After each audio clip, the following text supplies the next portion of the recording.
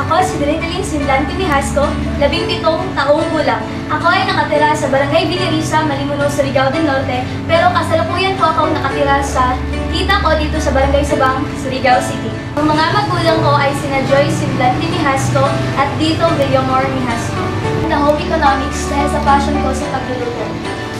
Gusto ko pong maging mas mahasa pa sa pag-bake. Simula nung bata pa ako, hilig ko na talaga ang pagluluto. Nag-enjoy ako kapag may natutunan akong bagong recipe at hilig din ako. Marami ang naitulong ng paaralan sa akin. Dito, marami akong nasusubukan na bago na hindi ko pa nasubukan noon. Katulad ng paggawa ng pavlova, cake at iba pa at ang tamang proseso nito. May mga kagamitan na dito pa sa paaralan una kong nasubukang gamitin.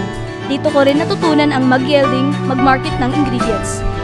Marami akong natutunang bagong teknik sa pag-bake mula sa guro ko na makakatulong na lalo pa akong mahasa.